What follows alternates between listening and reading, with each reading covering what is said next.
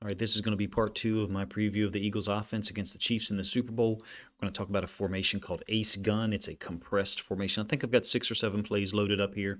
We talked about RPOs in the first part and how they are using Jason Kelsey essentially as a fullback to pin or to pull and then insert and block the front side inside linebacker on a give read. This is an RPO that the Eagles run. I would say this is one of their base plays. This is actually 2021 film, to be honest with you.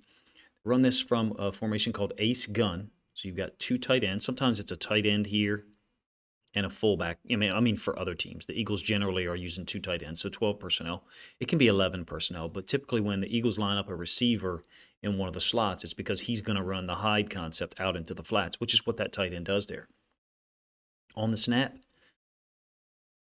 you can see Hurts got his face mask looking at the second level players. Possibly a give to the running back. You've got the tight end out into the flats. You got the snag route by the outside receiver. And then if it's a give, you have the H-back that I talked about a moment ago. You have him running laterally, horizontal, or parallel with the line of scrimmage behind it, however, and possibly kicking out that D end. In this case, Hurts keeps it because I think he sees this. I believe that's a safety. We'll see from the end zone angle in a moment. I did a video on this play last year, but I wanted to show it because they're still running this play. I mean, they're still running this play. I think it's one of the base plays in their offense. They've got A.J. Brown that they utilize on the back side of it. Sometimes he runs the snag concept. So here's the way it works. I drew the lines up and go snag, tight end out into the flats. This guy coming essentially parallel to the line of scrimmage, canted a little bit, could kick out this D end right here, or sometimes sometimes this guy will run and then kind of turn it up, and this guy will run out into the flats as a second option out into the flats. When you're leaving people unblocked like they are here in terms of the D end and the inside linebacker, you generally don't want to get to your third read. You're talking about 2. Hurts reads it, 2 reads in terms of the pass game, I should say. Hurts reads it incredibly well. Let's check out the end zone angle. Probably should have shown it already. Ace Gun RPO can be 12 personnel, can be 13. So here is, I believe, the Mike linebacker, Davis, hell of a football player. I think this is a nickel strong safety here, but I might be wrong. He's going to walk back into like a 4-3 alignment, and I think that's Hurts' read. He steps up, and since he steps up, he's vacated the area where his heels were a moment ago, and now the X receiver is just going to catch the football, replacing where that inside linebacker was.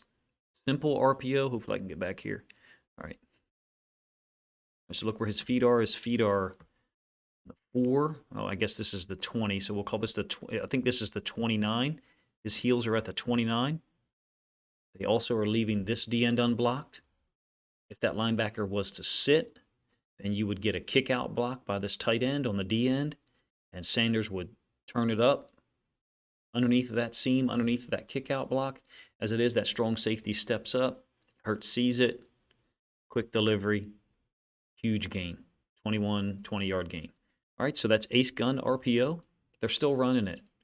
They ran it against the Giants in the playoffs. Again, it was 11 personnel this time. I feel like Hurts is a little late getting rid of this one, but that's rare. He's normally making the decision quick. There is no mesh with the running back, okay? But you're still talking about the same route that I was describing, tight end out into the flats, running back stepping up. But there was no mesh, so it's not a true RPO in terms of the play called. But look where A.J. Brown runs his route.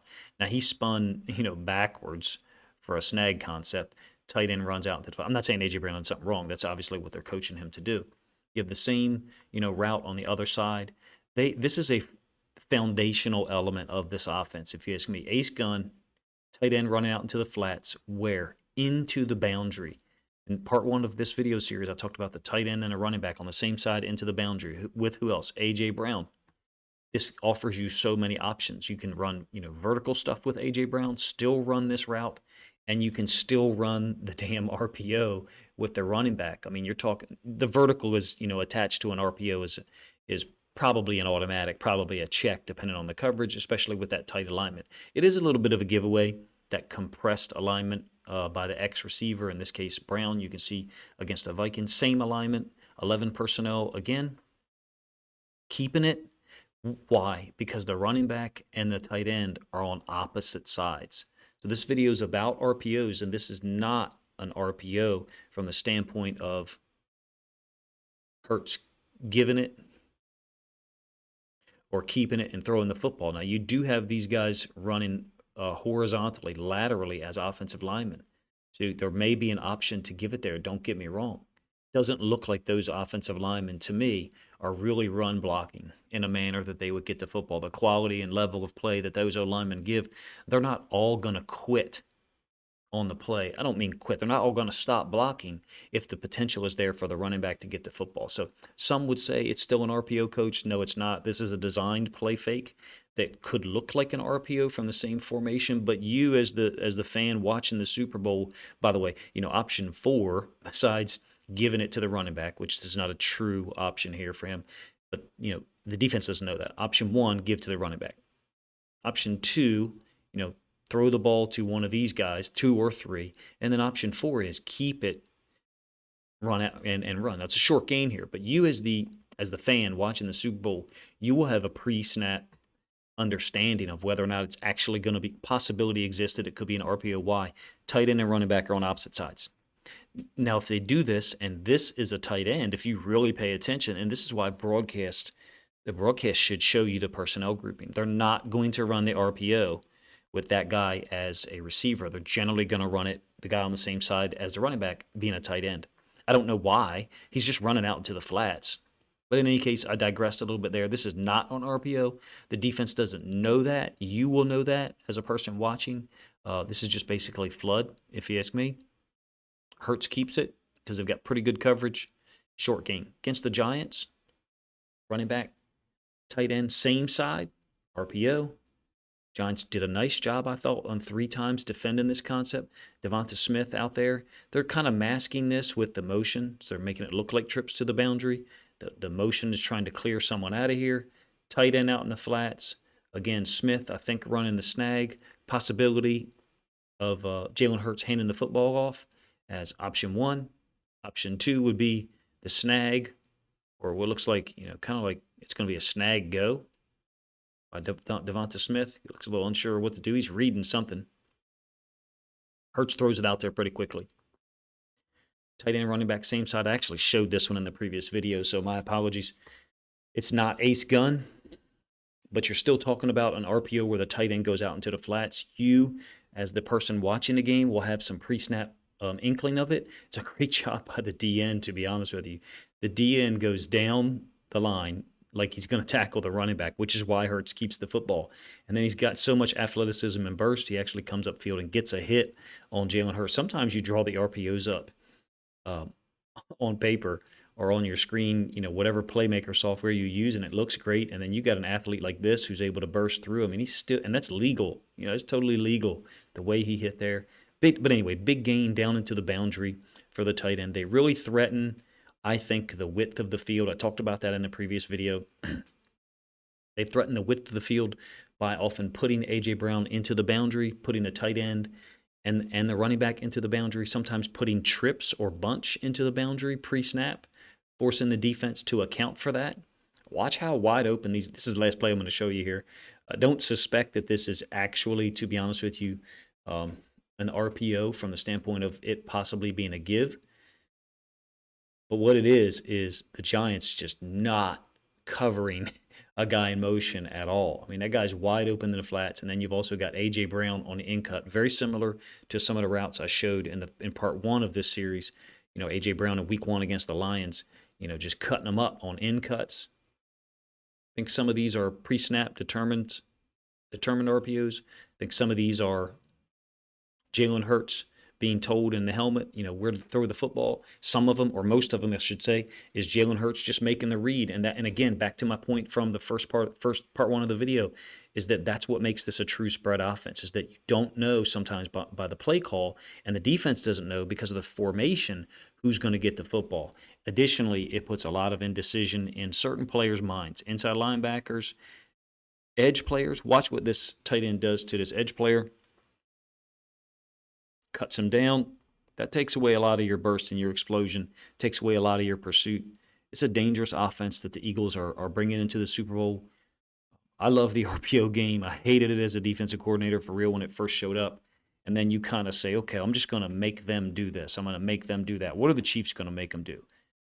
Well, if they were just running zone read option and you were the Chiefs, You may say, I'm going to force Jalen Hurts to run the football. I'm going to force a keep read. Well, then they run RPOs. And then your DN running down the line with the running back runs himself out of the play. What's the linebacker do? Does he scrape exchange for Jalen Hurts? Well, then he leaves himself open for the RPO, the snag flat that I showed you on the first play of this video.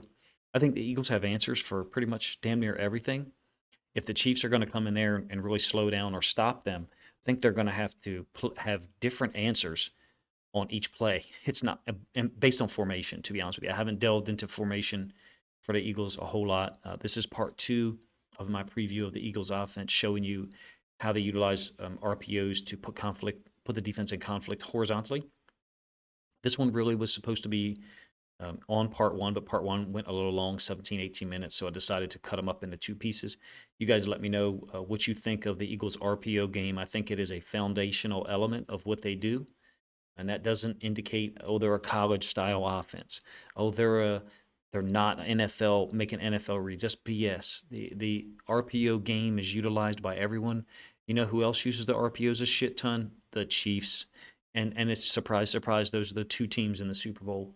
Their quarterbacks and their position players and their coaches do a great job with so many other things. You can't whittle it down and say they're here in the Super Bowl because of their use of RPOs. But I think, at least for the Eagles, it's a pretty damn big element of what they do. If you guys agree or disagree, I got no problem with that. Let me know in the comment section. Let me know how effective you think these RPOs can be against Steve Spagnuolo and the Chiefs defense. I think it's a unique threat for them in terms of the Super Bowls that he's coached in. Steve Spagnuolo being. He's coached against Tom Brady 3 times, I believe, in Super Bowls, having won twice and lost once. You can correct me if I'm wrong. And in other big games, I think the types of quarterbacks that he's had some issue containing is the active, mobile guys. Jalen Hurts has an injury that caused him to miss 2 games late in the regular season. Seems pretty close to healthy, even though he indicated he's not 100%. I offer to you that if I was looking at the film, just a little bit that I have watched, I would suspect that the Chiefs are going to force Jalen Hurts to keep the football. They're going to force keep reads, and then that opens up the RPOs, opens up the possibility of the tight end running out into the flats to the boundary, because the inside linebacker does not have the nickel defender there to support him, does not have the nickel defender there to help him in terms of leverage. It really stresses the defense laterally, horizontally, makes them vulnerable to the field if they set the nickel into the boundary or if they slide the inside linebacker out. Actually, opens them up to the run to the field as well. All right, appreciate you guys' time. Let me know what you think of part 2 of the Eagles offense exploration prior to the Eagles-Chiefs Super Bowl.